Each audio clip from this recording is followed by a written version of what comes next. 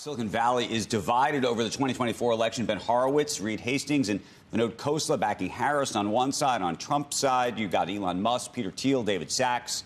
Joining us right now, Charles Duhigg, the writer at The New Yorker. This week, he published a deep dive into the lobbying efforts inside Silicon Valley to influence crypto and artificial intelligence. It's a must-read piece, and I want to get deep into it to try to understand what is really happening in the Valley and sort of where the fault lines really are, Charles. But let me start with this sort of larger question. Do you believe fundamentally that the politics of Silicon Valley have shifted? I think there's a perception from the headlines that, you have these deep divides. I just mentioned sort of certain people on certain sides of the aisle, the sort of idea that it's a deeply liberal place, but that somehow it's shifting to be a conservative place. Are you seeing that? Absolutely. And I think, the Valley is still overwhelmingly liberal. It'll still overwhelmingly vote for the Democrats. But what's interesting is that 4 years ago, if you had said that you liked Trump, that you supported Trump, you would have become a pariah within Silicon Valley. And what we're now seeing is that, particularly because a handful of leaders have come forward and said that they are either supporting Trump, endorsing him, or that they're agnostic, they're remaining on the sidelines, what we're seeing now is that it's okay to say that you believe in Trump and you believe in the Republican Party. And for time immemorial, people with wealth have often sided with the Republican Party. But this is different because they're siding with Trump. And that would have been unthinkable just 4 years ago. So one of the reasons I asked the question that way is there's part of me from the outside that thinks that Silicon Valley, at least in the venture capital world, was always a very sort of libertarian world. Peter Thiel was always a libertarian. I think Mark Andreessen would have always been sort of in a sort of libertarian kind of camp, which might have leaned might have manifested itself as supporting Republicans. And it was always the rank and file, if you will, the engineers and others who might have had a more liberal leaning, and whether that really has shifted the balance. I think that's really fair because I think not only are they libertarian, they're also heterodox, right? You succeed in the Valley by disrupting things, by disagreeing with the status quo and the consensus. And so I think the folks who are now coming out for Trump are very much of that camp where questioning assumptions, going to your priors and your base assumptions is exactly the right way to think. And you're right. Throughout much of the last century, what we've seen is that the owners of the companies oftentimes side with Republican or conservative interests, and the workers themselves are more blue collar, labor focused, and democratic. What's different now, though, is that we don't really see a huge difference between the lives of the people who own or run these companies and the people who are working within them. Certainly, Mark Andreessen and others are much more wealthy than their workers. Right. But the workers themselves are also very, very wealthy. And I think for the Republican Party, this has seemed like an opportunity for them to talk about taxes, to talk about the issues that they know that folks with money care about most. And we are seeing them make inroads. Now, that does not mean that the Valley has become liberal. It does not mean, or it has become conservative, but it does mean that we're seeing for the first time conversations that didn't happen before. Charles, let's dive deeper into the lobbying issue, because that's where you really go on this piece. And it's fascinating to understand both the issues around crypto and AI and sort of the extremes or the how far folks are going and why they're going there. Meaning, speak to the money piece of this, maybe even the dark money piece of this.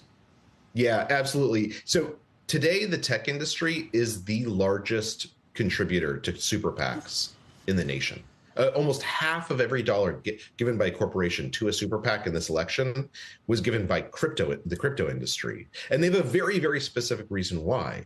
They want crypto to be legalized. And they're using that money as a tool to bully politicians, and it's very effective. Katie Porter, who is running for the Senate here in California, essentially her race was blown up in the primary because a group named Fairshake, which is a crypto super PAC, came in and spent $10 million overnight running ads, just annihilating her.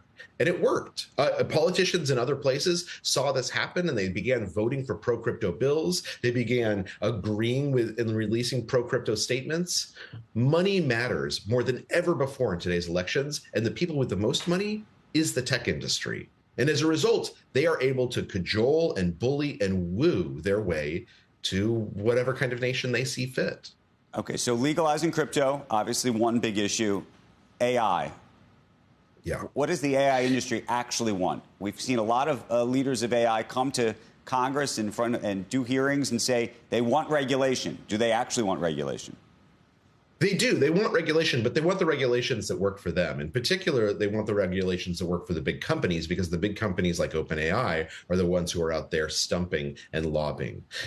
What AI wants at this point, and keep in mind, it's a nascent industry, right? So the coalitions are still forming. It's still embryonic. But what the AI industry wants is they want a seat at the table, because they know that the regulations that guide this industry are going to shape everything. It's going to shape who's the winners and who's the losers, who gets to sell their products and who doesn't. And as a result, what's most important right now is for them to not only have a seat at the table, but to frame this the right way. And the way that Sam Altman is framing the current debate is this is a competition between democratic AI nations and authoritarian AI nations. And we want to be on the democratic side. We want to be on the side of right and truth and justice, which is very, very convenient framing for them, because another way you could frame it is big companies versus small companies, or fast progress versus slow and safe progress. But by framing it as democratic versus authoritarian nations, what you're really saying is this is a fight between good and evil. And when you're on the side of good, you can ask for almost anything. Charles, if you ask AI what it wants from Washington, it said exactly what you said. I don't know, you must be your actual intelligence. This was artificial. It says the AI industry seeks a balanced approach from Washington that fosters innovation while implementing necessary regulations with a light touch. Is that ChatGPT? You just put it I'm not going to say who I use. Yeah, but well, you don't want to disclose? I don't want to disclose. Google? No. Are you using Gemini on a day when they're going to be broken up? No, I'm not using Gemini. Okay. Not using Gemini. But it was like, could have been Ask Charles instead of Charles might be an AI. I mean, that's a very polite way of putting it. Yeah. Cautious legislative approach to avoid stifling advancements. I like it. Look, it used to be that Silicon Valley believed that politics was stupid. All that they basically wanted is they wanted Washington, D.C. to stay out of their business so they didn't screw anything up. But we are in a new world with companies like Airbnb and Uber.